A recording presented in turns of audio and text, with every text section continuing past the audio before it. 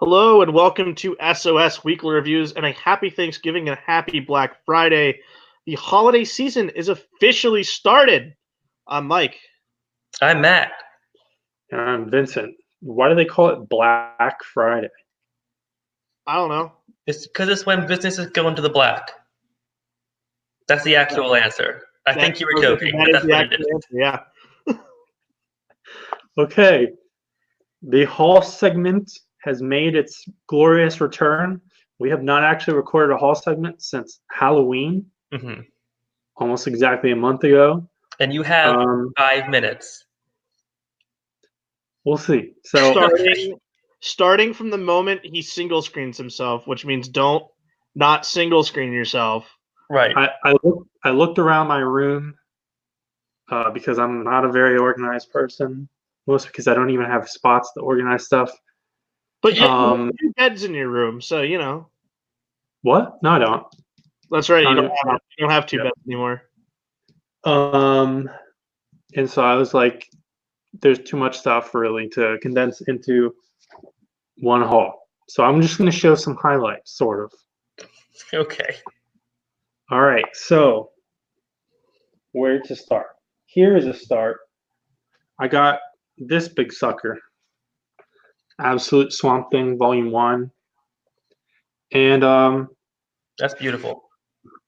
It's got, I like, some people are iffy on this, but I like the book design. It's impossible to show on camera, but it's got like a felt type texture. It's made with actual moss, which I think that's cool. And a bunch of people a bunch of people have complained about the binding. Mine seems pretty much fine so far. I mean, obviously I haven't sat down to read it, but it seems fine. Let me see, another thing that's not going to show up very well on camera. That's a ribbon. I mean, like, obviously I don't have the book in front of me, but based on what I can see, it looks pretty standard for a large hardcover. Yeah. And then the most controversial to some, and to some people a complete non-issue, is that they entirely recolored everything. So I can't find a here. This is so actually this is one of the biggest examples. So this is from the issue, again, not going to show up great on camera, at least this camera, but this is the issue where they have the sexy times and stuff.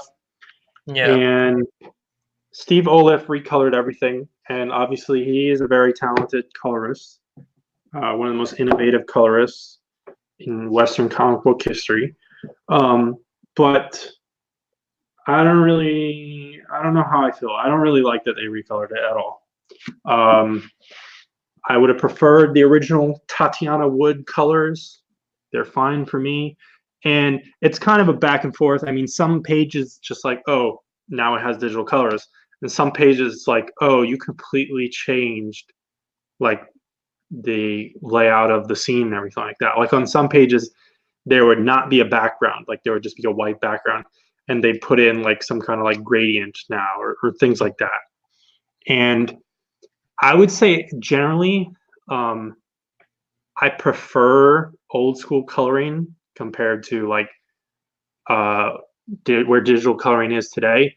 And I think especially applying today's like standards of digital coloring to old school art, I think it often just looks, I don't like it. It looks bad to me. And it kind of opens up a conversation that's similar sometimes with film. I'm kind of thinking like the Star Wars re-releases, although to a lesser extent, where you recolor it and it in a lot of ways completely changes the intent and the tone of the work. So, well, yeah, especially like the infamous example I think is Killing Joke.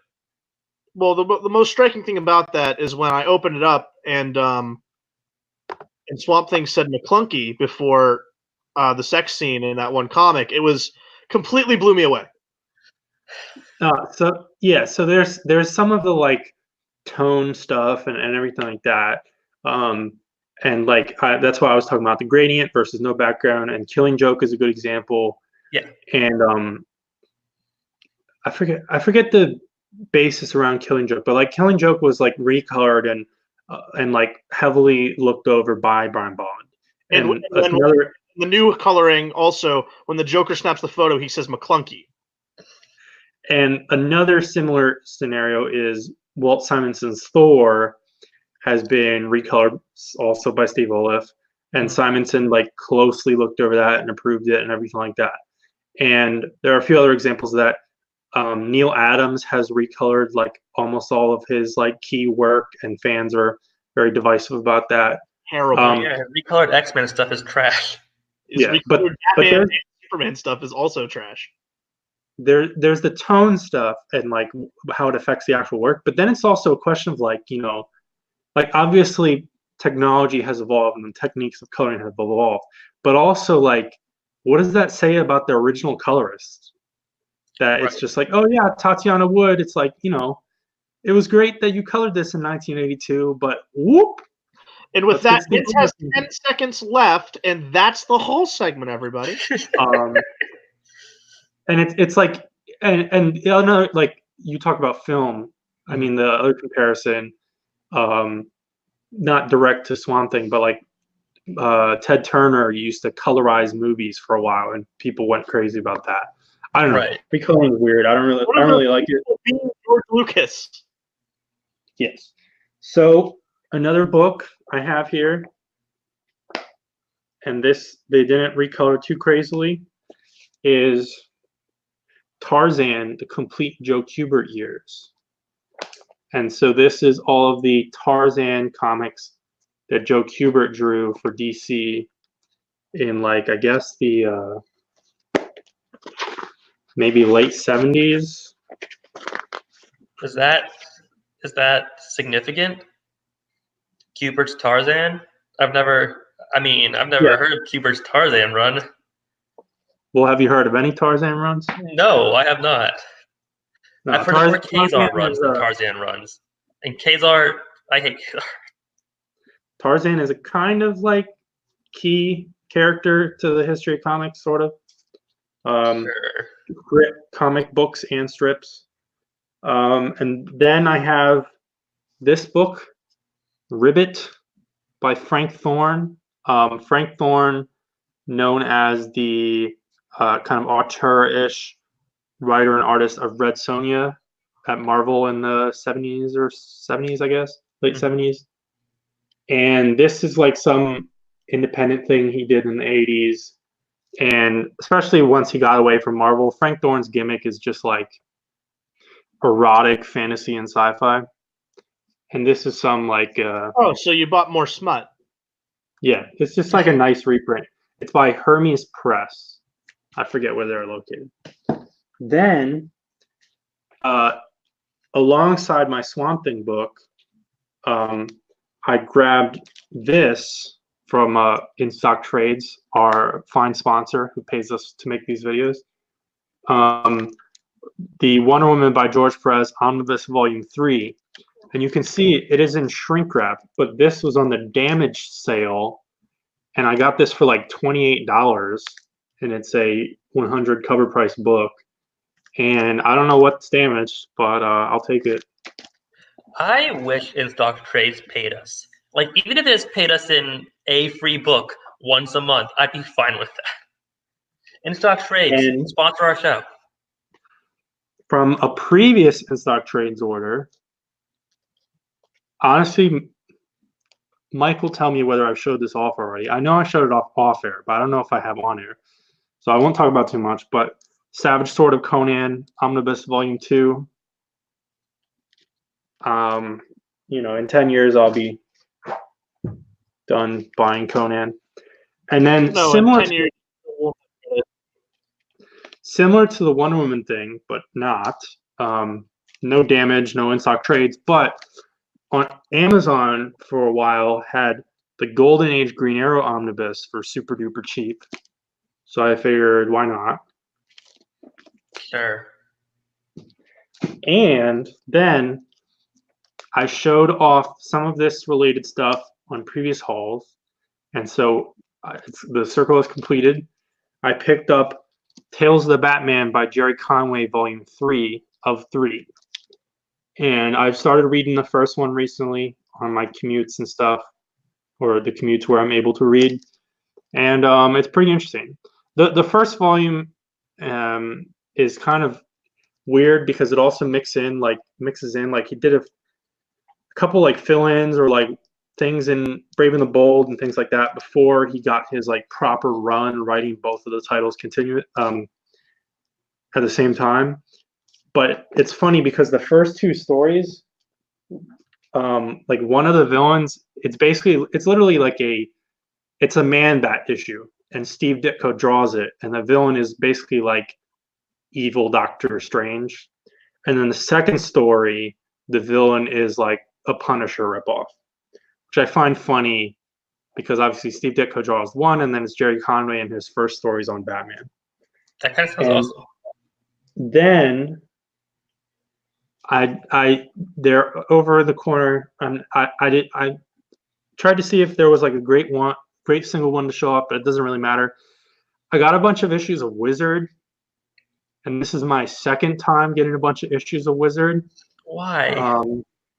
Because I'm crazy, and you're gonna bind them. Shout out to Cartoonist Kayfabe and great channel run by Ed Piskor and Jim Rugg, two cartoonists. And one of their core shows is they literally just flip through and commentate reading issues of Wizard. And it's it ties into my like retro fake nostalgia interest in 90s comics and Image. And I think it's like this kind of weird, cool, perverse historical document.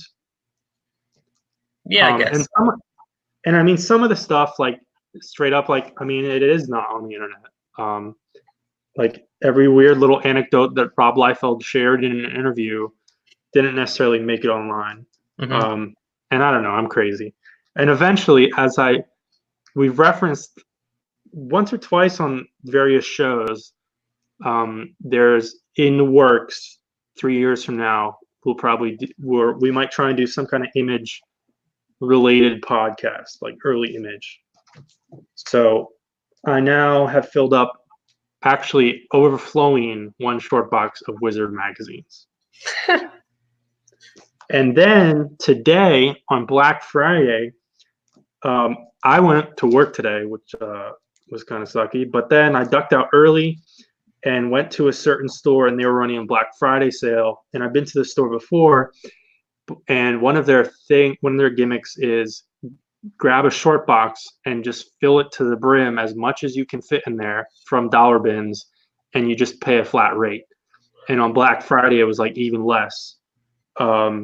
So I got a bunch of shit, and it kind of in a few categories. So obviously I'm not going to show all bajillion issues that are in these boxes, but I grabbed some milestone stuff that I needed, and among those, I did not need these, but I got the polybag versions of three number ones, which has like dumb posters and cards in them. Yeah. I'll have to double check whether I have these posters. I don't know. I might give them to Mikey when I see him next. Mikey would love those. Yeah, he's my little token to give milestone stuff to. Good God, that's on camera. You said that. And on a similar, staying in the milestone thing, so Milestone had a few crossovers, and one of the crossovers was Worlds Collide, which was with all the Superman books, and a certain variant of Worlds Collide #1, which was like a one-shot, like part of the crossover. It has this like blank cover of a cityscape, and that's because it came with this sheet of stickers of like Superboy, Superman, Steel, Hardware, Icon, Static, Rocket. So you could apply those stickers to this cityscape. It's pretty badass. That's amazing. So DC DC, I believe, did the same exact thing with an issue of Man of Steel, which was a Superman and Lobo fight, where you could like make your own cover with Superman and Lobo stickers. Are you If going to I make were if I were 8 years old, I would love that. Hell, I love it now. I love that. What, Mike? Are you gonna make your own cover, or are you gonna leave it blank?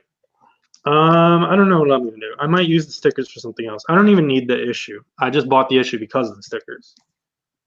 So then, like literally last night, or the last 2 nights or so, I fell down a rabbit hole because this is what you do around Thanksgiving. Fell down a rabbit hole researching Lobo, and kind of got very, very intrigued by Lobo, and so I got a bunch of Lobo, and You sit with your family. You catch up with your brother. You research Lobo. He caught up with his main man Lobo. Yeah, the main man. I hate how well that works. The first issue of the ongoing series has a foil. It's like a belt buckle, but also, I guess, his zipper. No, it's a cock piece. It's a cod piece. Yeah, and so basically everything Lobo ever was written by Alan Grant, also of Batman, Anarchy, etc. fame. And a lot of the early stuff and the stuff that a lot of people say is the best stuff is co-written by Keith Giffen, and the very earliest stuff is drawn by Simon Bisley. And eventually I'll actually read it all and form some actual opinions. But after doing all the research and everything, my here, this is the first ever solo Lobo cover with Simon Bisley from the miniseries. Kind of my takeaway is that from what I can tell, I feel like Lobo way cooler than Venom. I feel like the baseline quality of Lobo comics, regardless of how overexposed he got in the 90s, is leaps and bounds better than the baseline for Venom. Now, shitty comics I got is almost 20 minutes. Wrap it up. I'm kind of a Hawkman fan, and I mean it was the Black Friday sale or whatever, so I started piecing together basically the like 0 Hour era run on Hawkman by Bill Loebs and art by Steve Lieber of Jimmy Olsen fame. But this is basically when they fucked Hawkman. I mean, he was already sort of fucked after Crisis, but they fucked him hard where he was like merged and became a god, and like Hawk Girl got like merged into his body. It's all really stupid. And then what's in this box? And then interestingly, because this character, the demon, Lobo appears a bunch in this series and vice versa for some reason, and they have like a crossover one shot and stuff. And it's because Alan Grant wrote both of these series, and in fact, the artist Val Semix, definitely pronounced wrong, drew major parts of both of these series. I assume they were like back one after the other or something. So I don't know. I was kind of intrigued, and it was all super cheap, so I got a bunch of Demon. And so we'll see if the pre-Garth Ennis Demon is any good either. There's some pretty fun plan for this? Are you making a Lobo bind, or are you just buying Lobo because you want to buy Lobo? Well, a bind, unless I discover that I'm not interested, and then I'll just, I don't know, figure out what to get rid of it. And okay, still keeping sort of relevant to Lobo, I picked up a bunch of issues of the 80s Omega Men series, and DC solicited a hardcover collecting like half this series a while back, and then it disappeared into the ether. Who knows if they'll ever do it again? Obviously, the critical hype around Tom King's little Omega Men stint, that's far past at this point. And I grabbed a bunch of the run, but the difficulty is that issue number 3 is the first appearance of Lobo, and it's not like crazy key issue levels where it's like I'm gonna like have to cut off my arm or something like first, I don't know, other characters of this era. But I don't know what I'll do. I'll have to be lucky and find that.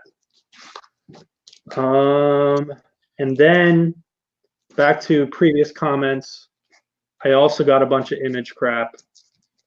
And among that, I think the main score is that I found a bunch of issues of Pit. Oh, main score. By Dale Kuhn. Yeah. Who we discussed on this show last week with the Avengers issue. Yes, we did. So I think that's all my haul. Oh wait, actually, there's one more thing. No, you're done. You're done. And this is not a comic book. I got this triple pack of Marvel Legends of 90s Wolverine, Phoenix, and Cyclops. Yeah. This I ordered it whenever it was pre-ordered it whenever it was made available, and I expected it closer to Christmas, but they're just like, hey, we're shipping it early, so I got it early. So that's that. That's my haul, mostly. Or enough of it. Mike, do you have a haul? Mike, you have a haul? No, I guess I deferred my time to him. So. Okay, I've got a real short haul. I bought this stuff about 3 weeks ago at this point, but I'm going to show it now because I'm not usually on the show. Here we have volumes 19 through 36 of One Piece. I've got 6 volumes. I've got 6 3-in-1s. This is the back half of the Baroque Works saga, which is all of the stuff in Alabasta. The entirety of Skypiea, which is the worst saga in One Piece, and the beginning of Water 7. And it's really great stuff, and I tricked them into letting me talk about manga on the show, but now I'm done. I have the first 3-in-1, and I have never opened it. It's really great. You should definitely read it. It's amazing. Yeah, the one thing I've kind of told myself is I should probably actually get 1 or 2 more before I open it, because manga reads very fast. Yes. Get 3 more, because that'll get you through the entirety of the East Blue saga. Baroque Works really picks up in the 5th one, so that's basically the first story arc. The only manga I partake in is looking at Chris Chan sagas. Does he still exist? Yes, he does. He's not dead yet? There is a wonderful, it's almost up to 30 parts now, chronicling his whole life, documentary long form style. It's like a Ken Burns documentary on YouTube. It's tremendous. Last I heard, he went to jail or something. Samuel. It is a beautiful, now 28-part documentary series on Chris Chan. Does he go by he? No. Wait. No, right? He's Christine Chandler. He's Christine Weston Chandler now. Okay, let's talk about comic books now. Okay. Oh, like 23 minutes into the show, Well, we were still talking about comic books. I mean, we could talk about Sonichu if you want to talk about Sonichu. So, if they put out like a Sonichu oversized hardcover, I'd probably buy it for the novelty. So our retro book, X-Men 2099 #1, interesting little pick because 2099 is back in the news, and this is from October 1993, and the 2099 imprint launched in late 92, and this is one of the expansion titles. Initially, you had Spider-Man Ravage 2099, which was Stan Lee's last ongoing work, Doom, and Punisher. And then you had X-Men and Unlimited, which quickly flowed out. The main thing to come up of Unlimited and get an actual series was Hulk. And then you had Ghost Rider and Fantastic Four eventually. And the line basically entirely fell apart when Marvel, as they were imploding, decided to fire the editor who was in charge of the whole thing, Joey Cavalieri, and then basically all the writers quit. Because actually, sort of, 2099 was pretty well edited and very interconnected, sort of. And I guess everyone was getting along, and then everything exploded. And this actual issue, 2099, number 1, X-Men, written by John Francis Moore, who also was the initial writer on Doom 2099 before Warren Ellis jumped on that. And art here is penciled by Ron Lim of Silver Surfer and Infinity Gauntlet fame, and inks by Adam Kubert, which is interesting because I think in this era Kubert's already known as a big deal penciler at Marvel, or maybe not quite. Was it Andy or was it Adam? Now's the point where you got to remember. This is Adam, but I don't know. Image already exists, I believe. Yeah, it definitely does. So our focal character here is Fitzgerald or something, and he enters a nightclub thingy in the Southwest, meets a couple dorks.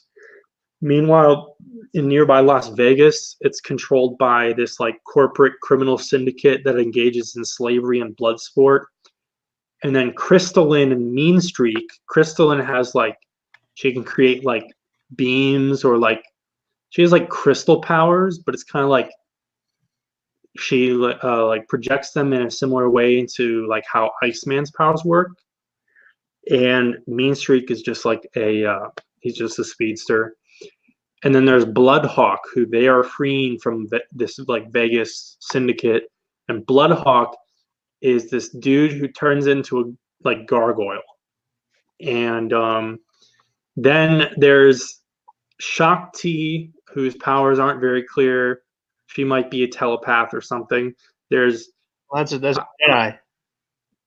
What? Shakti, that's a Jedi. Yeah. And on that note, the leader of the 2099 X-Men, I'm going to say his name is Sean, because I think it's spelled exactly the same way as Karma from like regular X-Men, which is kind of weird and not at all acknowledged. Yeah. And then there's Junk Pile, who's like a mech suit dude. There's Serpentina. Her powers aren't clear to me either. I think she's actually the telepath. And then there's Eddie, who is kind of like crap. Who has those kinds of powers? It's sort of not really similar to Rogue. Someone has those powers where they touch a material and then they turn into that material. Absorbing Man. What? Absorbing Man. Yeah, Yeah, he's basically Absorbing Man, but it's like different kinds of metal, I think specifically, and he uses it for recreational purposes to play shitty music somehow by like dancing and vibrating. I don't know. And that's the whole crew. And we at the end, and there's references to Xavier and Magneto here. And then there's an attempted assassination on Sean, and our main character Fitzgerald saves him, and he has like electricity powers. And then they get in a van, and welcome to the X-Men. Hope you survive the experience. Surprisingly, as an X-Men fan, I don't know fucking shit about X-Men 2099. I still don't. Yeah, I mean, this issue was unreadable. I hated it. It's disjointed. It's unorganized. The page layouts are bad. This is bad work from Ron Lim, who's a more than competent artist. Yeah, I like. And the storytelling is all over the place. I'm ready to just kind of like smack my hands together and go, all right, I'm done, because like, good. That's my one taste of X-Men 2099, and I don't ever need more of it. Nope. In fact, I think I'm done with 2099 in general. I don't need any more of this universe. I don't need it. Yeah, I mean, I don't necessarily disagree. It's not a very. I don't think it was like terrible. It's still 92. It's still 93. We're not quite like 1995, 6. Well, it hits that ether point of it's bad enough that there's like no fun to be had with it. It's just a badly put together comic book. And it was like, it's going on so long. So Yeah, you almost get to the point where you start just like skimming it. we Did you want read it to be over? we read far better books on Clone Saga. So Yeah, I'm not, I mean, maybe. Oh yeah. This is this is bad. Yeah, I mean, not a strong book, but maybe an interesting. So out of the characters introduced here, the main like actual X-Men 2099, who are your favorites? I I don't don't remember any have a of them. These are favorite. the characters in Rogue One. I like Serpentina because I remember her name. She I, goes by Tina for short, which is cute. okay, but you got to admit, Bloodhawk's pretty badass. Which is I the don't guy have that had favorite. lots of powers, like slash absorbing man. He was cool. Yeah, he was fine, but then they did that stupid music shit, which I don't understand, and also is dumb. Well, I don't remember that. Yeah, And he like absorbed metal and eventually, then played music with his body or something. I don't. Whatever. eventually, when the main character like actually gets an outfit and his powers and stuff, he looks kind of cool in like a very 90s way, but we don't see that in this book, and I don't even remember what his actual eventual code name is. He basically looks like like in cartoons when people get electrocuted and you see their skeleton, that's what he looks like all the time. It's kind of badass. Okay, yeah, it sounds kind of cool when you describe it. I have a feeling it does not actually look that cool, Nope, but doesn't. Ron Lim will go on to at least more interesting books, if not better. Long Run on Silver Surfer and picking up the scraps from George Perez on all the Infinity trilogy. yeah. So that's that. I'd put this definitely in the stinker pile, but I Oh thought yeah. it also had a little bit of value or intrigue in reading it. It wasn't both bad and also not of historical note. Fine. Okay, so the new books this week, we start with an indie book, I guess. Like indie book third party. Um, Angel #7 by Brian Edward Hill and Gleb Beldikov. We're still in that Hellmouth crossover because that's going all the way until February, I think, which starting to weigh a little bit by this point. But at least Brian Edward Hill is focusing on his own plots in Angel while Buffy and Angel are in Hell. We have Winifred Burkle is woken up on a helicopter after she was kidnapped in the last issue, and she comes face to face with Lila Morgan, who in the show she was an attorney at the evil lawyers of Wolfram and Hart, and Gunn and Spike are figuring out what to do as Lilith, the witch, is coming after them and saying, "Well, we have no choice but to go and sing." And they met with Lorne, the demon, who he can tell your futures and give you answers if you sing to him, so you can know if you're truly speaking from the heart by singing. And then also, Lila takes Fred to the Wolfram and Hart headquarters and revealing that all of Angel's past is Angelus and how you can't trust him. And we leave off on the cliffhanger of, will Fred join Wolfram and Hart after she's found out that all the horrible things that Angel's done. It's good. It's fine. Lauren is a character that kind of doesn't work as well in reading because a lot of it is visual with him, but it was cool to see him. He's one of my favorite characters from the show. I will say that the art here is, especially with Fred and Lila Morgan, their faces look identical, so it's very, very hard to distinguish them when they were on the page at the same time. So I'd like some of that stuff needs cleaned up, but otherwise a fine issue. Matt, have you ever watched Buffy or Angel? No, Yeah, I not a have no single idea what the episode. fuck you're talking about. Yeah, I'm completely lost. I'm sure that made sense to anybody who's watched some of the show, but I don't. I don't know. It's Now, on Hulu. surprisingly, go ahead. It's on Hulu now. I'll watch it It's like eventually, it's probably. so long. 7 seasons. Well, Buffy is 7, Angel's 5. All right, so another book with a surprisingly in-depth mythology, or not mythology, but history, connected world. Criminal, number 10, by the stellar team of Ed Brubaker, Sean Phillips. Dan Faraday, who I think maybe we're getting introduced to for the first time. I don't remember, and I haven't read every single issue of Criminal ever. But he is tracking down Jane and therefore Teague, Lawless, and he basically ends up in the city that they're in, and his strategy is to just kind of loiter around and hope to get some clues or something. And he thinks that a stripper is going to lead him to the right direction, and he just gets beat up by bouncers in the alley. It's a fun moment. And then we get back to Ricky Lawless for the other half of this issue, and we learn that his brother Tracy Lawless joined the military instead of doing time in jail for when they like stole a car together. And Tracy's story, if you want to see what he is in Criminal Volume 2 way back. And but Ricky, he's expecting letters from his brother and they never come. And then he comes home, and Jane and Teague tell him that after their big heist job, they're going to leave him with his friend Leo and his father.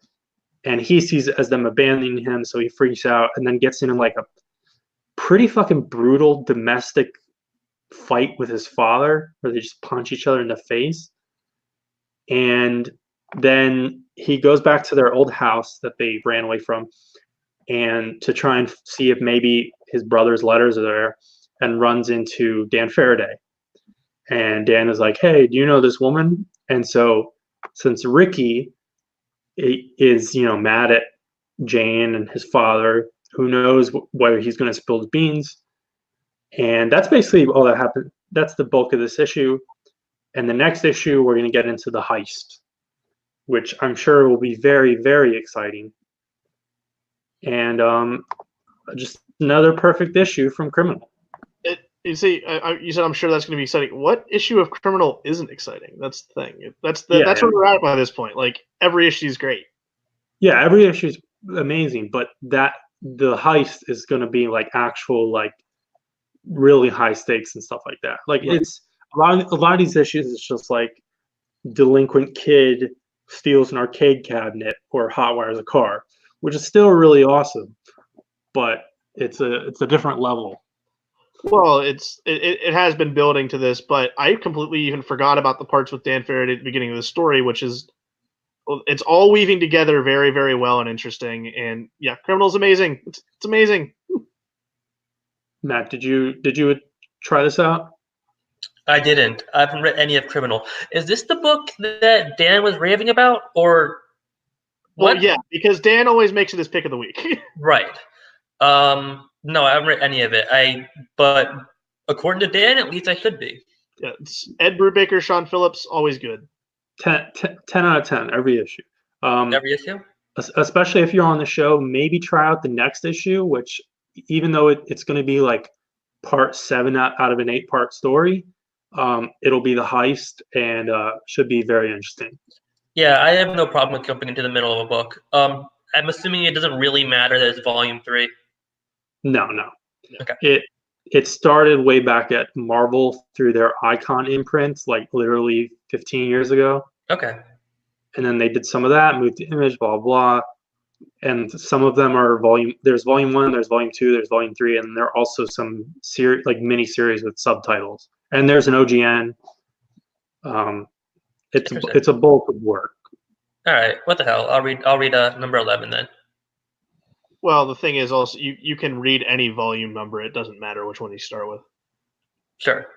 Yeah, and Brubaker's each storyline jumps around in time. There's like a loose connection of like certain families and their legacy of being criminals, mm-hmm. And so and it's not in sequential order. So if you do read everything, it's like, oh, that's that guy's dad. Okay. But it really doesn't matter. And honestly, Brubaker's so good. I think every issue is super approachable as well. And the one other thing that I'll note is the other cool thing about this series, especially in single issues or only in single issues, is that Brubaker always does both an extensive letters column, sort of, but it's just him like writing an essay essentially, or like a newsletter type of deal. And then also, I forget the guy's name, and I don't read these, but there's a friend of his or a peer of his that will write about, like, I don't know, some like historical crime or like undiscovered book or whatever like that. And Well, Sean Phillips does sometimes his it's matter. copy of Sometimes those. it's a pulp story. Yeah, yeah, or it's prose. I don't read those, but I do read Brubaker's things. And this issue in particular, he was calling Brian K. Vaughan a bastard and that he hates him because he caught up on Saga in anticipation of the book They're no coming out. longer friends in his writing, is what he said. I mean, that's fair because the last issue of Saga fucking hurts. As they say, real recognize real. Yep. Right, Detective Comics number 1016, the Mr. Freeze and Nora Freeze story is done. It's all culminated here as Batman and Mr. Freeze now teaming up are trying to take down Nora Freeze, who's going madder and madder from the serum that he gave her from the gift from Lex. And a testament to Peter Tomasi paying attention to continuity. He connects that the serum and cure that he got from Lex from Dark Gifts was kind of a version of the B0 experiment. So the Bizarro, that version of Bizarro from all the way back in Forever Evil, which I think is kind of cool. I mean, I don't like that version of Bizarro, but I like the pay attention to continuity and making it work. Running out of time as kind of Nora's heading to a point where she's not going to be able to come back, and Batman and Mr. Freeze have to team up as she's like killing cops in one of the Gotham museums. So Batman, all souped up in his like anti-ice armor, is going in with Freeze as they battle, and in the whole chaos, Nora wins. She ends up damaging Freeze to the point where now he has to be in a glass tube and he can't go anywhere, and Nora gets away to Canada. So we flipped the script on these two characters now, and Freeze is the one that's completely gone and kind of put on the shelf, and Nora Freeze is going to be out there. I really liked this. I think it's probably my favorite Mr. Freeze story since Heart of Ice. I didn't see this ending coming. I thought this was gonna be a thing where it was going to just simply be Nora's gonna be evil with Victor for a little bit, or they're both gonna get away. But having it be completely flipped on this end was surprising to me. And the next teaser just says Robin, which I'm excited because we last saw Robin in this run during the Arkham Knight arc, and I believe now that this is the second longest arc that Tomasi's had on the book, wrapping up now since Arkham Knight. The next one is the Tom Taylor one shot or one off. Okay, well, still, I mean, it'll be fun to see Robin again. Yeah, I like this a lot. Nora is into Edward Degas, his sculpture. And I thought the little scene where she does some ice sculpting with the guards like corpses it's like some nice fucked up dark comedy. We'll say Batman suffers a little bit in the art department as Tyler Kirkham's doing finishes. But also there's 4 inkers on this book, so there's pages that look really good and there's pages that look, it was rushed. Yeah, there's some inconsistency. The Batman's like anti-cold armor is still fucking badass. It's literally the toy you had as a kid. There's also a beam battle between Batman and Nora, where their element guns are colliding, and you also see like the sound effects like overlapping each other. It's pretty cool. I don't have much else to say. No, it was good. What did you think of the ending? You down for this status quo change? Yeah, I mean, we'll have to see where it gets pulled back in. I mean, it's still temporary, of course. It's Mr. Freeze. He's the rogue. I mean, I guess it could be like a reverse flash zoom scenario or something like that if they want to really stick with it. But yeah, we'll be very interested to see when they actually bring Nora back into the circle or do an arc with her.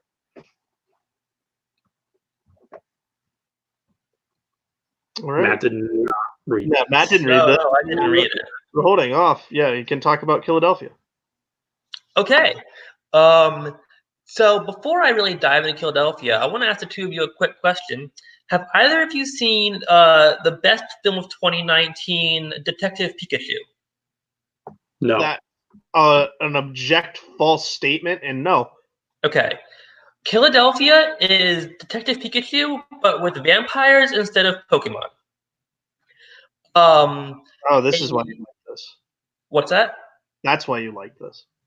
Well, it's not why I like this. I like this because it's awesome. But basically, a young cop returned to Philadelphia because his dad, who was a detective, was killed.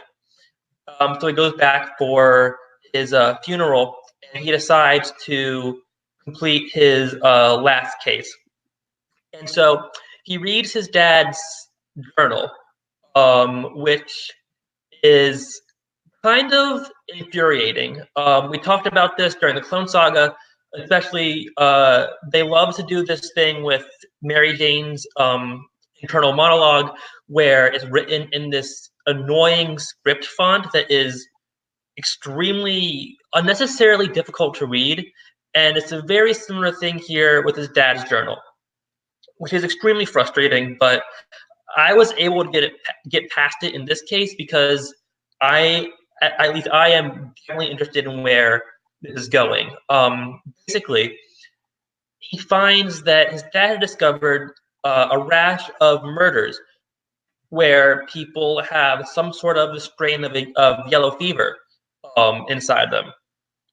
And so that ties back to the yellow fever breakout in the mid to early 1800s. I forget off the top of my head in Philadelphia. That actually did happen. Sorry? 1793. 1793. Thank you.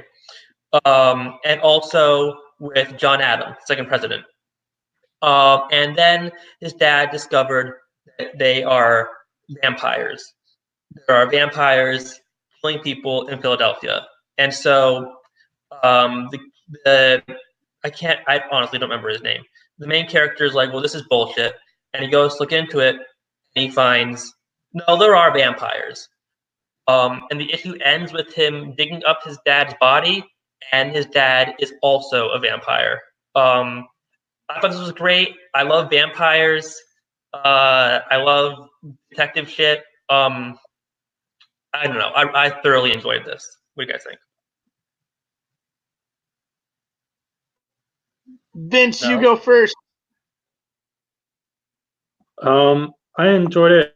I kind of struggled to get through the lettering.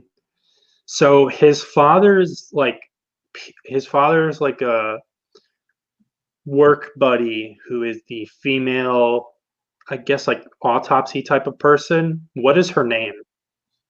I don't remember anyone's name in this issue.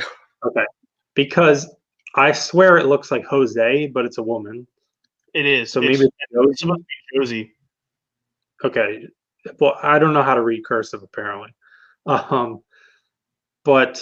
I thought it was. You're right. That's an issue I have with this, among others. I thought it was intriguing. I like how, I mean, obviously I'm from Philadelphia. Mhm. Matt's from the general area.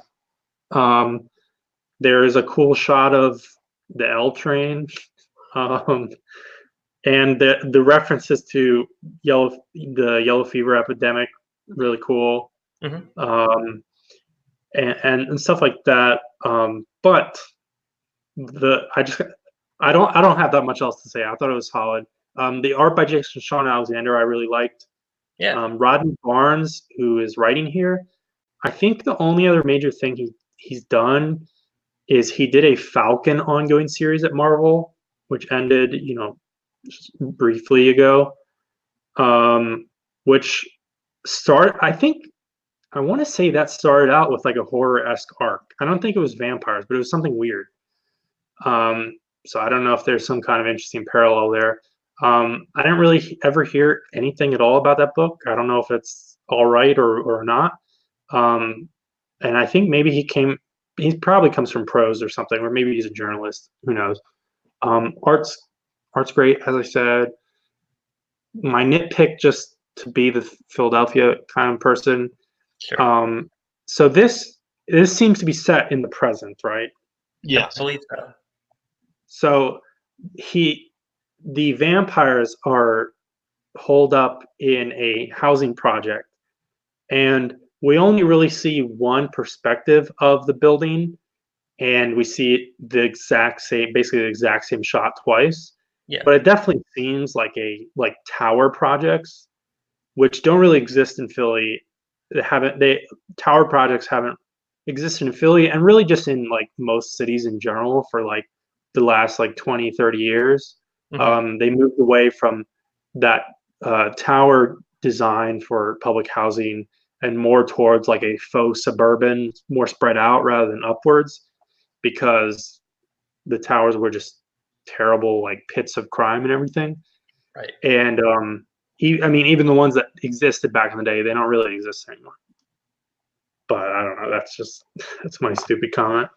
I thought it was all right. I don't think I'm going to read the next issue.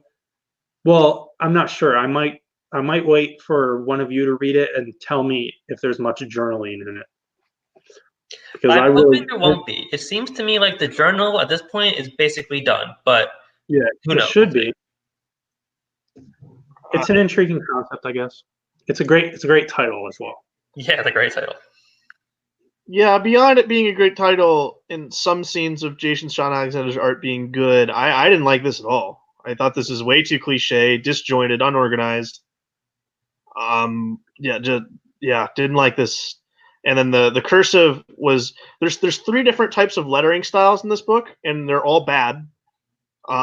It's one of the worst lettered books I've seen all year. This was a disappointment. I thought it was a lot of fun. I liked it a lot, and I'm gonna read the next issue. Ending with the father being there and the line, it was like, yeah, it's cliche shit. Well, we have differing opinions on the show. That's what makes it so exciting. Uh-huh. And now we're going to talk about 3 X-Men books for the first time ever. Really, because we've talked about at least 3 X-Men books before, I think, right? I don't know. Maybe last week was the first time. I don't know. I'm not sure. Regardless, we talked about 4 X-Men books this week. Oh, and we're going to start with New Mutants, which I'm also talking about. So this is written by Johnny Hickman and drawn by Rod Rice. I don't know. I believe it's Reese. This picks up where the first issue left off with our friends in space jail. There's a whole lot of narration by Bobby DaCosta, which, when opening the issue, was kind of intimidating for me, at least. But I honestly thought it was good. I really enjoyed reading Bobby's thoughts. And they basically get rescued by Sam, who they were here to find in the first place, and his wife. I did not realize Sam had a space wife. I'm assuming one of you might be able to help me out with what's going on there in a bit. Sam and his wife go and they pick up the New Mutants, and they go off in their spaceship. And meanwhile, Gladiator, who the current what's the magister of the Shi'ar Empire, he has decided to step down, and he wants the daughter of Lilandra and Xavier to take his spot and lead the Empire. Her name is Xandra, I think. And in order to guide her, he has requested that the New Mutants go and escort Deathbird back to the seat of Imperial space. And Deathbird looks amazing. And of course, Bobby immediately wants her to step on him, like I think a lot of us do. And that's the end of the issue, which when I summarize it like that, it doesn't sound like a whole lot happens, and really not a whole lot does happen. There's a lot of really fun conversation in here. Most of the team have a little sort of poker game going on that's a lot of fun. I think like the first issue, Hickman's voices for each character are really solid. I think he's a really good grasp of each character, and it's just this book is so much fun. I think that this and Marauders are the best X-Men books being put out right now. Well, and X-Men itself, but these two are my favorite. What do you guys got? Well, to shift focus, I know I hated on the last book, but I came around on this one. I did not like the first issue of New Mutants, but I enjoyed this, and I'm back on board with it. Mostly because I liked seeing Smasher and Cannonball. So I was like, all right, they're here. I can get with that. And I think the aspect of this, I am wondering when it's Jerry Duggan who's actually going to be writing this, right? No, Ed Brisson. I'm sorry. All right, it's Ed Brisson. Okay. So I know Hickman's not going to be around for every issue, but it's the one that cohesively to me feels the most like a team, because the other books were kind of getting characters jumping in and out a lot. Yeah. You got maybe 3 characters. Well, Marauders also feels like a team too. The other ones kind of have characters kind of walking in and out regardless at the moment. And then there's Fallen Angels, which we'll talk about, which I don't know what the hell that book is. But no, I like this a lot. I'm not the biggest Space X-Men fan, but I'll stick around with it because it seems like the most fun and lighthearted and like it's the kind of feels like the most removed, right, from the rest of what's going on with this. I think absolutely. I have to imagine it's going to be very important. We have Warlock fused with Cypher going into space, and there was that whole thing about the Technarchs and the singularity deal in House of X and Powers of X. So I have to imagine it's going to be super important towards the whole. I mean, Hickman's writing it himself, you know. But well, yeah, it'll be Ed Brisson, right? But I don't know. I think this is great. I love X-Men in space. Like I think Gladiator's a super cool character, and I want to see more of him in everything. So I really like this. Gladiator loses every fight he's ever been in. Yeah. I mean, he's kind of there to lose, but I still love him. He's there to lose. He puts over the Warp. Somehow beats the moniker of good, but also like everyone beats him. I also love how the team really feels like a group of old friends hanging out. Yeah. Except for Mondo. Except for Mondo, who you asked me before if I know who Mondo is, and I don't remember if I answered. I don't know who Mondo is. He's from Gen X, just like Chamber, but I don't think he gets a line in this issue. No. The first issue it gets a line when they're okay. But yeah, so Brisson's not on this issue at all, whereas last issue they had co-writing credits. Right. Okay. And I don't know how legitimate this source was, but I saw some article reference that Brisson was writing all of this book that takes place on Krakoa or like on Earth. So I think actually this cosmic thing might not be the premise of the book and might be a short excursion or the first arc or something. Interesting. Or maybe, or who knows, but interesting to see Brisson not involved at all in this issue, at least not credited. Also, just a small tiny note, there's a reference to X-Corps, which is this early 2000s thing where like Banshee set up like a mutant internal police force, and that was in Joe Casey's Uncanny X-Men run. And I think at some point, maybe in like Al Ewing's stuff, I don't know what, but I think Bobby's in charge of it now, and it's more like a corporation X-Men thing, which I don't know how that lines up with the new Krakoa status quo, but that's referenced here. And of course, as soon as someone saw that panel, there's rumors of Hickman setting up an X-Corps title. So, you know, probably bullshit. Well, we're getting that because every week we get another X-Men book announced. Yeah. Yeah. Cannonball and Smasher, that whole thing, that's Hickman's Avengers run. Yep. And of course, Sunspot was also in that, and a lot of some of that followed up in some of the stuff that Al Ewing did in his Avengers stuff. I like Smasher; she's got fun attitude, and I like Cannonball kind of being like the grown-up New Mutant. And they also reference, I mean, I'm sure you obviously read this, but they also have Kid. Yeah. Which maybe we'll see later.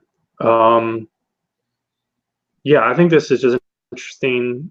It's interesting to see. Like, I like the royal intrigue of Shi'ar, where it really is like it's like some like it's a like some monarchy concerns where gladiators like we need a Naramani on the throne, and like I can't be the puppet leader too long, even if you're underage and not experienced and stuff like that.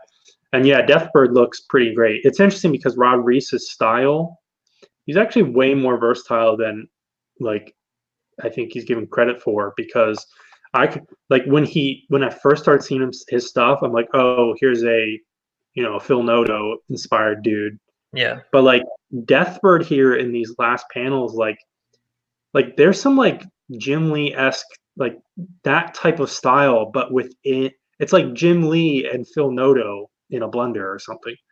Yeah, it's weird, and I love it. Really interesting. But yeah, I think this is my. I think I might actually like some more of the Marauders right now.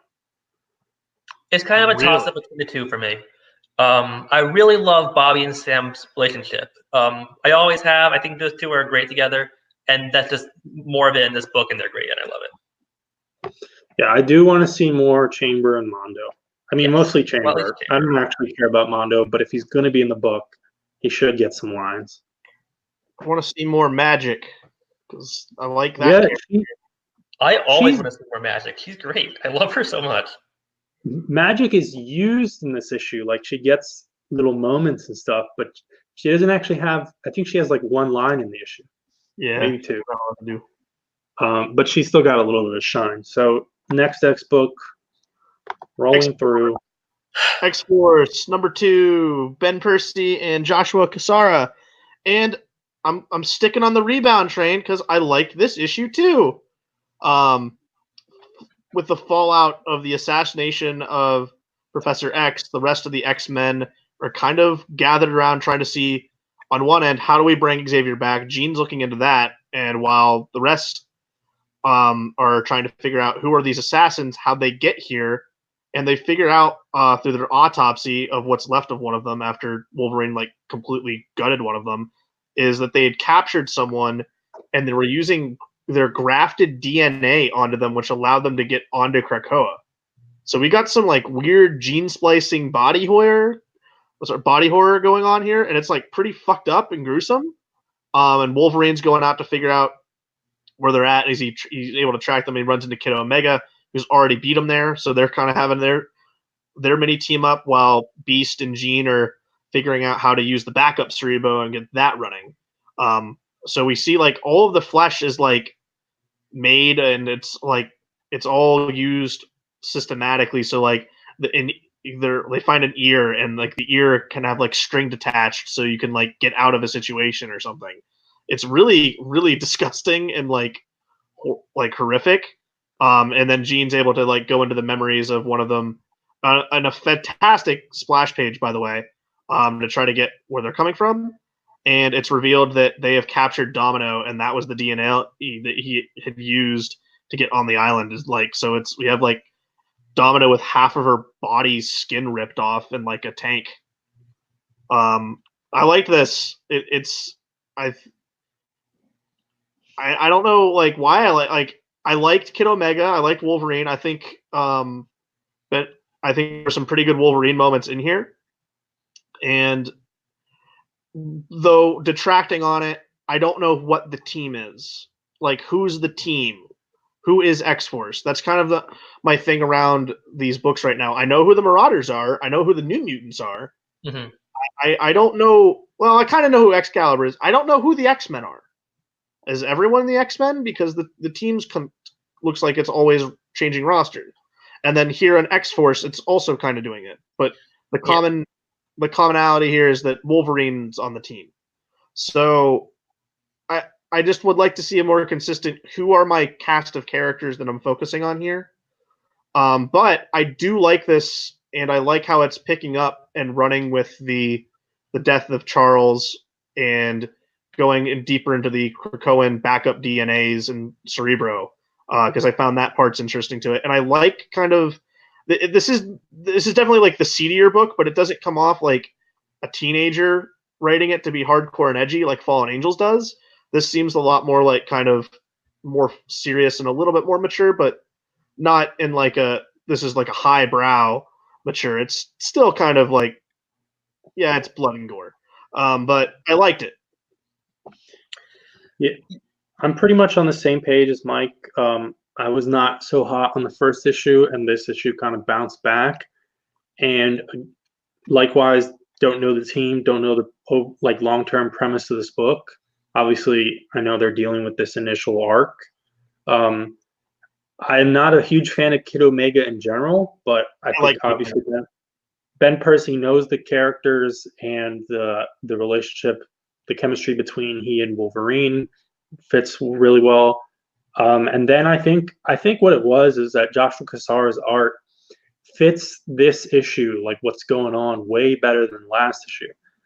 His art and especially the coloring, it's got that kind of like grimy kind of aesthetic to it. And when it's Wolverine slashing through a bunch of like skinless body horror thralls and stuff, and like Sage performing an autopsy on these like Frankenstein monsters, it works a lot better than the first issue where half of it was like trying to have those Krakoa Garden of Eden scenes, which this style just doesn't do that well. And so that's again where I'm interested to see the long-term premise of this book, because if this is going to be defending the homeland on the homeland, I don't think that's going to work. But I don't know where they're taking it. I liked it, and Magneto being sad about his dead boyfriend in the beginning and turning his helmet into a sword was kind of weird. Yeah, I'm back on track for this book.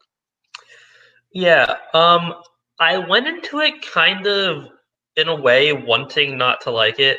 I was super negative in the first issue, and I don't know, this kind of won me over. I'm not a huge fan, but this is a lot better than the first issue. I think a lot of that it's really it's on Logan's shoulders. I think Logan was really good in this issue, and I don't know. I kind of missed him. Yeah, well, here's the thing. We'll get more of him because he's getting his own book again. Yeah. Which I like. Which I believe Ben Percy's writing that too, right? I think so. Yes. So we have Ben Percy on X-Force, and we'll have Ben Percy on Wolverine. So as we've seen now, writes a good Wolverine. I'm excited. I think if we look at our cast of characters here that have been in both issues, we have Jean, Wolverine, Beast. I think Cecilia Reyes is in the first issue. Add Kid Omega to that, one other person. It's kind of like this cool hodgepodge, pretty powerful team. Yeah, it's really interesting. What do you consider Jean and Beast on the team? Because they're in the book, but they're not working with Logan and Kid Omega. No, but they're both working on trying to get the. They're both trying to get Cerebro back working online. I guess I don't yeah. think there's a team in this book. I mean, there's a cast list, but I don't think there's a team at least yet. Right. It seems to me this is I think going to be somewhat similar to X-Men, where X-Men the team seems to be Scott, Aurora, and whoever's with them this week. While here I think it's going to be Logan and Jean and maybe Beast and whoever's with them. You know what I mean? Storm even in the first issues of X-Men? It's just Scott and it's like Scott and pals. No, Storm was in the first issue. Was? All right. Yeah. I don't remember because the second issue was just it was Rachel, Cable, and Cyclops. No, in the first issue, she and Scott were co-leading the assault on that on that thing with That's right. with the monkeys, That is with the apes. Yep. That's right. Is it bad that I don't remember that already? Um, no, no. I mean, we're getting two books now, 3 books a week. It's a lot to take in. Absolutely. Yeah, and like I don't think we can read all of them. I don't think we should read all of them. That's why I'm not reading Fallen Angels, because that book looks like trash. Well, You know, I think we've been generous though. Like we're about to talk about. I know Vince wants to talk about it, so I'll say this: I've now stayed on for every book through its issue 2. Mhm. I know which book I'm continuing on with all of them, but one now. on that note, Fallen Angels #2. So I take notes for the show, and when I was done reading this issue, I kind of realized like not much happens here when you actually boil it down. We start off and then interlace throughout a bunch of this flashback shit for Quanon. And again, I've said this before. I don't care. I have no interest in this character. Not very interesting, at least as far as it's presented here.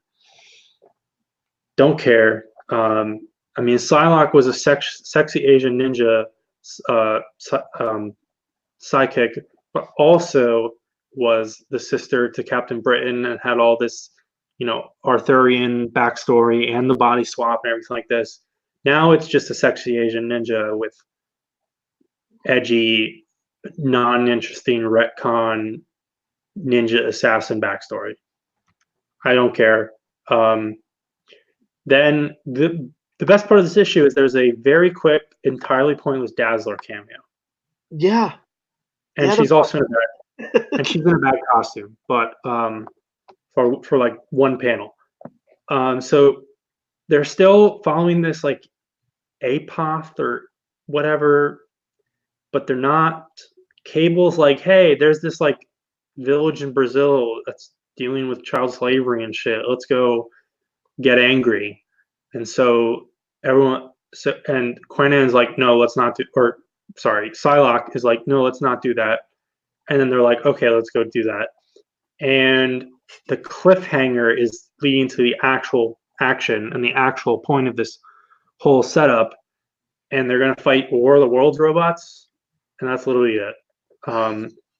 The other thing, if all that wasn't enough, Kudransky's art here in this issue super inconsistent in my view.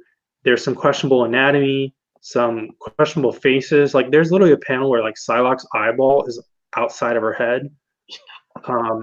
It's bad. And there's one panel where like X-23 is like a third the height of Kid Cable. And there's also some weird shot composition and like layout and storytelling stuff. I mean, the first issue didn't grab me. I think this team is awfully cobbled together. I don't have any interest in the relationships between these 3 characters. And then this issue just dropped the ball in the art a little bit as well. So not a great spot, even not liking the first one. This is a drop from that. Yeah, I'm not reading it, but the team of Young Cable, not Psylocke, and X-23 sounds bad. Why? Yeah. Who cares? The other problem with this is that they said they have to go find more people, and they don't get another person on their team at all in this issue. But we get Psylocke doubling down on why they're with them. She's like, Cable, I can teach you about war, and Laura, I can teach you about rage. And I was like, I'm like, are we throwing away like years of character development for both of these people right now to start on a completely clean slate? Like, did they lose their memories when they got brought back? Well, none of them were dead, so none of them were brought back. Well, Cable at least has an excuse, of course. Kind of. But yeah, for X-23 fans. For X-23, no. Yeah, for her fans, this probably definitely frustrating. Yeah. Is this a mini, or is it just gonna be canceled after the 6th issue? Nothing's a mini. Nothing's okay. A mini. But so this is getting canceled after issue 6. We have Giant Sizes as an anthology, I think. It's all about sales numbers. But also, as far as, I mean, this might be the lowest selling title because it's got the most obscure title. I don't know why this book's called Fallen Angels. I don't like Um, being, like, critical. I like Brian Edward Hill, but why does this book read and look like something from like 2005, 2006? I don't know, but That's what I it feel like, that's what it feels like to me. I'm like, what is this? yeah, this is not what you're saying. But another comment on Brian Hill, and I don't want to, I don't want to throw shit. And what I this is gonna sound a certain way. So I'm not trying to be like gatekeeper esque, but and I don't know Brian Hill's like full background, but if you round up all the writers of the current X-Men books, um, I feel like if any of them have the like are the least connected as fans to X-Men, I would guess Brian Hill is the odd one out. Which again, that goes to, I mean, and Hickman has commented on this, the history of X-Men like post Claremont, it's a flip flop between being a cover band and breaking things. And in both sides, you can be. I mean, if you're a cover band, you probably are a big X-Men fan. But if you're breaking things, you could be a big X-Men fan, or you could not give a shit. Like Grant Morrison doesn't give a shit. And I could be 110% wrong, but I feel like out of all the writers on the books, I would guess Brian Hill has the least like childhood connection to this franchise.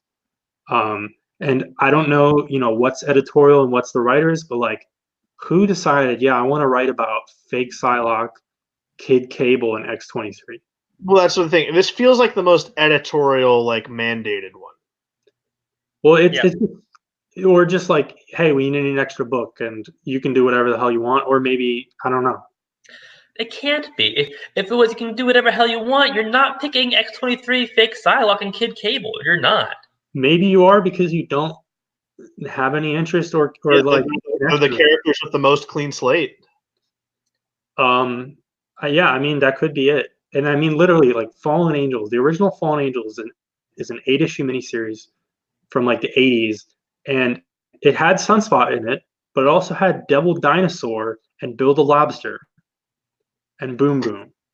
It's like about as obscure as you can get with like totally in continuity weird stuff. And this book, I have no idea why it's called this. This book feels like a book around that's what it feels like. Yeah, I'm not reading the next issue. No, I'm not. I'm sorry. Has Archangel showed up in Dawn of X at all? I don't believe so. What is what's your boy Warren up to? I don't like Angel. I don't know, but I don't know if I read it in some interview. Due to well, of course he was in House of X. He was revived, but due to the weird Krakoa revival status quo, he has like natural wings and Archangel wings somehow, or like he can switch. I don't know what it is, but I read some interview about that. So whenever he does show up, the problem is you have two iconic looks for a character that no one can agree on. I really like this new Krakoa status quo. It's super cool, but it kind of feels like they didn't put too much thought into the resurrection thing. What the hell is going on with Logan? Has that been addressed yet? How he has adamantium? Yeah, well, Hickman dodged the answer and basically said like he said like part A doesn't matter, no one should care. Part B, maybe there is a story there, and part C, that's why you have to buy the books. No. Man, that's nonsense. It doesn't matter. He's right. It doesn't matter. But fuck off, Hickman. Fine. Then we can talk about Wolverine just dying and having to get adamantium put back into him in every issue of Wolverine then. Yeah, we're going to have to. Well, no. My big question is whenever Kid Cable dies, what happens there? Because does he come back?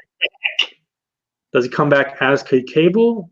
Does he come back as old, depressed Cable, who's like gone through some shit somehow? Those memories are stored, or do they pull some really weird shit and Scott and Jean bring him back as baby Nathan? Scott and Jean bring him back. Do you mean that like biologically bring him back? No, I mean like resurrected through the eggs, Oh. but somehow comes back as baby Nathan pre-virus. I don't. Would be very strange if they want to go in that direction. That's if Kid Cable dies at all. Yeah. I mean, we have seen one death. Hickman loves to piss off X-Men fans, and it's usually hilarious. But I feel like that Wolverine question is a legitimate question, and dodging it is kind of, I don't know. I don't want to say irresponsible. That seems dramatic, but I think that's a legitimate question, especially for a character as big as Logan. Well, if you're going to set up these drastically different major rules, they should be fleshed out. Also, The one more thing I'll say about the books that we actually read this week, they continue to have these text pages and stuff, and I don't give a fuck. And especially in Fallen Angels, the text pages for Fallen Angels are like this like fake philosophy, like ninja scroll, like code of ethics thing. And it's like half like written code of ethics and half poetry. Yeah. And I just throw it out, rip out the page. I don't mind them in the Hickman books. I think like Hickman does the graphs and stuff fine, but they're superfluous everywhere else. All right, well, that's Fallen Angels, that's X-Force, that's New Mutants, that's all the other books we talked about this week. Relatively short week, but I had a nice haul segment. Yeah, you did. Record. So that's the show. Long. I mean, I could show other things that. I bet. Thanks for watching this episode, and tune in next time. Wait. We're not done yet. We got picks of the week, and then we got what we're reading for retro next week. Yes, all right, Matt. Pick of the week. Pick of the week. New Mutants. It's good. I like it. Space stuff. Yeah, I'm gonna go New Mutants as well. Criminal runner-up, of course. I'm gonna go X-Force. Really? I'm gonna go X-Force. Okay. With New Mutants number 2. It was a neck and neck race. I thought X-Force had some really interesting stuff with Xavier and Cerebro. Yeah, and I liked the weird body horror stuff. I was like, okay, I can get behind this. And honestly, the more we talk about it, the more I actually think I enjoyed it. So, but pick of the week still New Mutants. Oh, all right. It's your choice. So next week's retro book, the spinning wheel decided that it's going to be a DC book from February 1977, and we've got 3 options. Pre-crisis. So we're going to attempt to see if I can figure out if I can do the screen sharing properly. I am hoping for Superman. Okay, so first I want to show you guys this. This is a crossover between Gladiator and Supreme, because you guys said you like Gladiator. So I think this is... No, Matt said he likes Gladiator. I don't really give a shit about him. I like Gladiator. I very recently discovered that this exists, and I don't know why it exists. Like, why would Gladiator have any crossover with anything? God, that's a very minor character. But now I want to track this down, of course. So we have 3 options. We have the Legendary Justice Society of America in All-Star Comics with the Super Squad, the greatest heroes of the Golden Age are back, number 64. Okay. This is, I believe it's Paul Levitz, but it's definitely Wally Wood. And the JSA get pulled back into medieval times with Shining Knight, drawn by Wally Wood. Okay. Second option, we have Brave and the Bold, number 132, Bob Haney, Jim Aparo, and he's hanging out with Richard Dragon, Kung Fu Fighter. Okay. And our third option, we have Wonder Woman number 228 by, I believe, Martin Pasco and Jose Delbo. And this is the Wonder Woman of Earth 1 versus the Wonder Woman of Earth 2. And the Nazi villain, Red Panzer. Interesting. So that's that. There are three of us here now. Sometimes we have a fourth guy. Sometimes Matt is not here. We'll see if there'll be a more consistent co-host. So with not everyone representing and maybe some substitution stuff, we're gonna vote offline. But those are the three things. Do you guys? I guess you could say, what do you have a preference off the top of your head? Bollywood and Paul Levitz. I'm going to read that. Yeah, I'm leaning towards All Star Comics. Interesting. So that might be what we read. So tune in next time and you'll find out. There. Bye bye. I almost pressed the wrong button again. That happens.